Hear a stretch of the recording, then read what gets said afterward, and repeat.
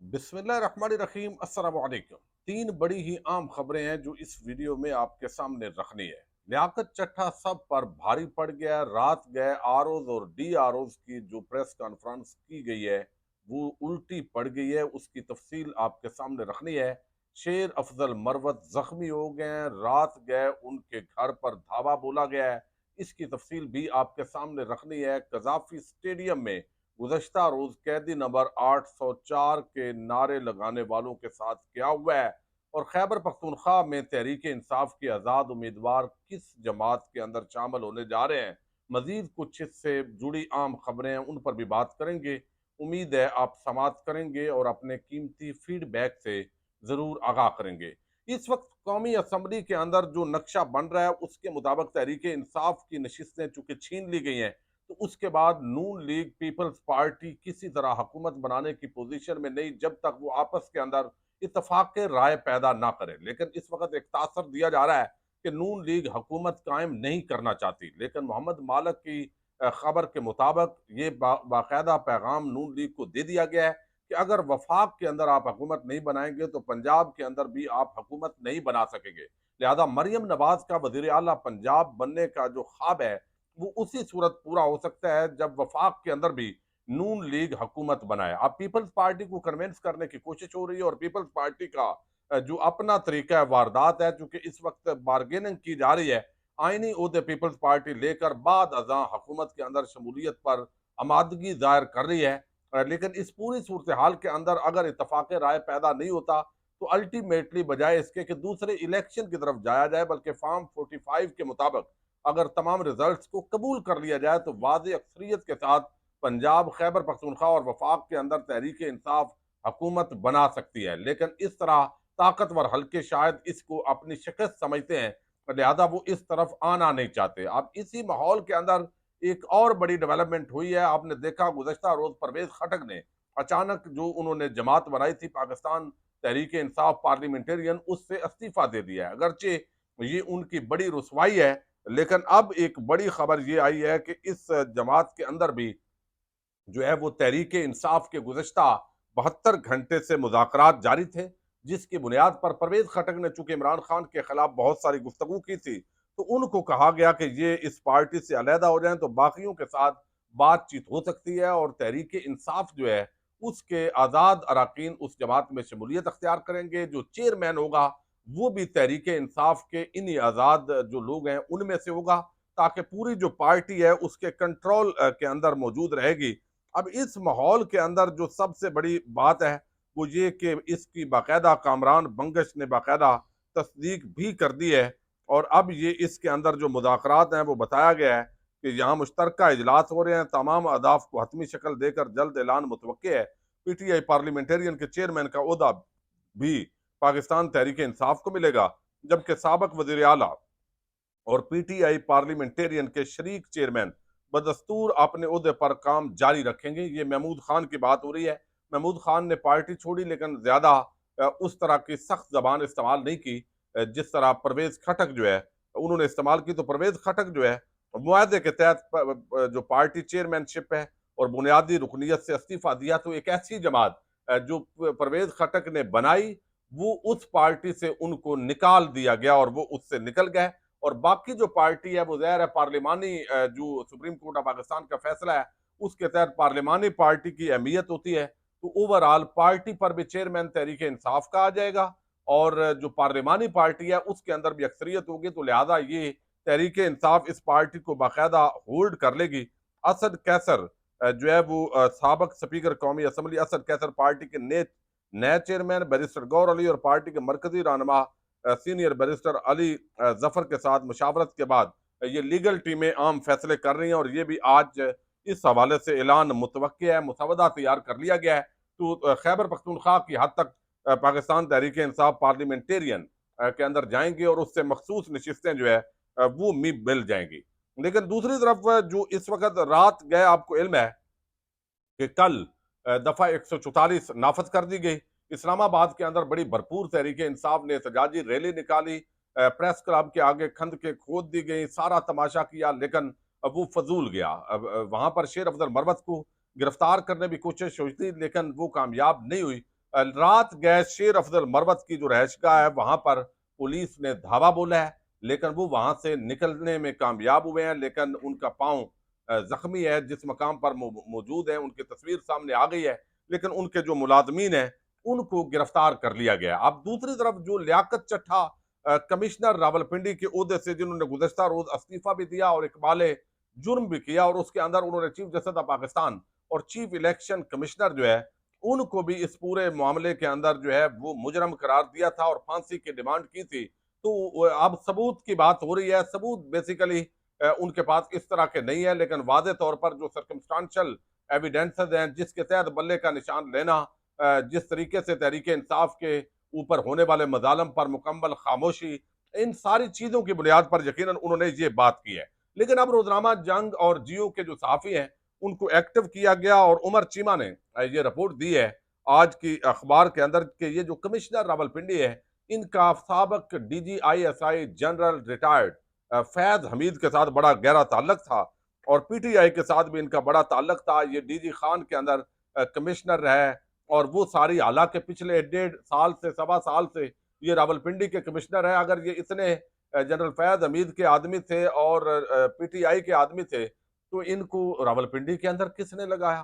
सारी स्क्रूटनी होती है जो भी रावलपिंडी के अंदर आम अफसरान लगाए जाते हैं, तो इस बात के अंदर अगर वजन नहीं है, अगरचे वजन नहीं है, लेकिन इसके बावजूद चूंकि रोजनामा जंग जियो और कुछ जो सहाफी हैं उन्होंने इस हवाले से बात की है। अब वो कह रहे हैं कि 11 इंक्वायरीज इनके खिलाफ जेर इल्तवा हैं। ताम जनरल रिटायर फैज हमीद के जराये ने कल होने वाली चट्टा के प्रेस कॉन्फ्रेंस में अपने किसी किरदार की तरदीद की है।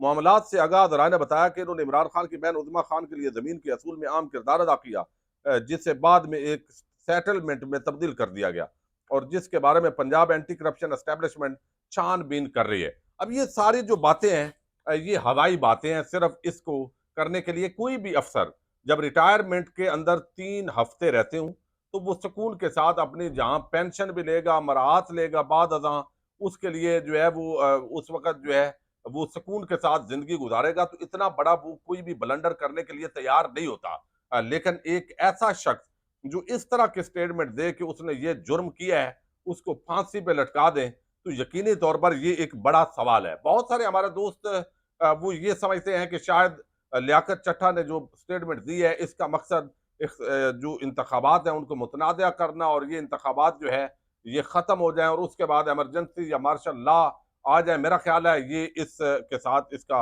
लिंक नहीं बनता। उनकी ये गलतफहमी है, चूंकि जब भी इस तरह का मामला होता है तो अमूमन जो साजिशी थ्योरीज हैं वो ज़हर है जन्म लेती हैं। लेकिन लियाकत चट्ठा की जो प्रेस कॉन्फ्रेंस है वो सब पर भारी पड़ गई है। इस वक्त सबसे बड़ा प्रेशर एस्टैब्लिशमेंट पर है। फिर नून लीग जो है उनका जो जिस तरह चोरी शुदा मैंडेट उन्होंने लिया, फिर इंटरनेशनल मीडिया के अंदर जो तहरीक इंसाफ के खिलाफ धांधली हुई है उसकी हेडलाइंस लगी है।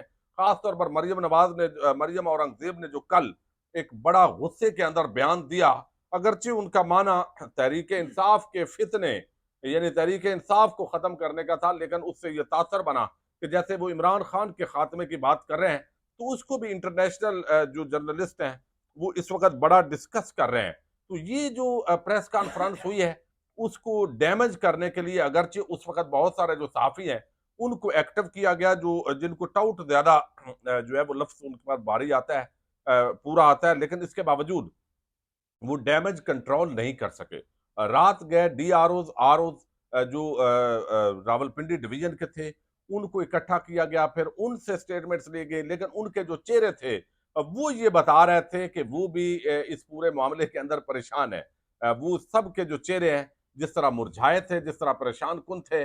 और फिर ये वो चीज है कोई लियाकत चट्ठा जो है वो एक सिर्फ उसका ये रोल है कि एक हाजिर सर्वस एक बड़े अफसर ने जो है वो इसको तस्लीम किया है, वरना ये वो फैक्ट्स हैं जो ऑलरेडी जमीन पर एग्जिस्ट करते हैं, जो नजर आ रहे हैं कि जिस अंदाज के अंदर जो है वो सारा कुछ किया गया है। अब एक दो और अफसरान भी अगर इसी तरह उन्होंने जुर्रत का मुजाहरा किया तो अब पूरे पाकिस्तान के ऊपर नजरें हैं, खासतौर पर पंजाब के अंदर बाकी अफसरान पर, कि कोई इस तरह ना करे। अब एक और सवाल हो रहा है कि लियाकत चट्ठा के इर्द गिर्द वो लोग कौन थे, कोई नामालूम थे, कोई इसके पीछे एजेंडा था? नहीं, ये बात वादे है कि चूंकि PSL के मैचेस हो रहे हैं, सिक्योरिटी के मामलात के हवाले से बेसिकली ये प्रेस कॉन्फ्रेंस बुलाई गई थी। तो साथ वालों को भी पता नहीं था कि लियाकत चट्टा आज क्या नया कट्टा खोलने जा रहे हैं। तो अचानक जब उन्होंने गुफ्तगू इस तनाजर में की तो इर्द गिर्द वाले भी अक्के बक्के रह गए कि ये उन्होंने तो सिक्योरिटी के हवाले से और रूटीन के मुताबिक एक प्रेस कॉन्फ्रेंस थी, तो ये असल में जो है वो क्या हुआ है।